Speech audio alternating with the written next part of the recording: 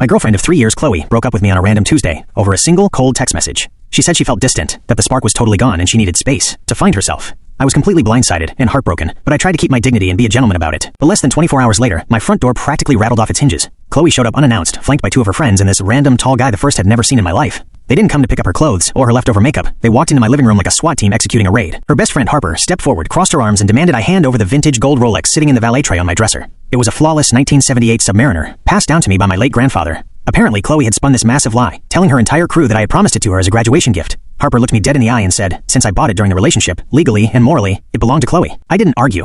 I didn't yell. I just looked at Chloe, who wouldn't even meet my eye, and said, sure, let me go grab the box. I walked into my bedroom, locked the door behind me, and immediately called the police. I calmly explained to dispatch that my ex and 3 strangers had forced their way into my apartment, were refusing to leave, and were actively trying to extort my family property. Dispatch told me a unit was 4 minutes away. When I walked back out, Chloe instantly turned on the waterworks. It was total performance crying, the kind of dramatic sobbing act where her eyes stayed completely dry. She started yelling at the random guy, telling him I was being abusive and holding her legal property hostage. 10 minutes later, 2 officers knocked on the door. The older cop, a veteran sergeant named Miller, asked everyone to step apart and hand over their IDs. But when he ran Chloe's name through his radio, the dispatcher flagged something. Sergeant Miller paused, looked at Chloe, and asked her to step out into the hallway. Her friends smelled drama and immediately started recording on their phones. But out in the hallway, Sergeant Miller pulled up a department tablet. It turned out, 6 months ago, Chloe had actually called the cops on me, claiming I had keyed her car during an argument. I had absolutely no idea she had ever done that. The responding officer back then had found 0 evidence and closed the case, but the body cam footage was still on file. Sergeant Miller pressed play right there in the hallway. Chloe's voice boomed out of the tablet speaker. On the video, she was sitting on the curb, completely calm, telling the officer that we had broken up months prior and she needed a paper trail on file. Then, the officer asked her why she was making a report if there was no damage to the car. Chloe looked right into the camera and said, quote,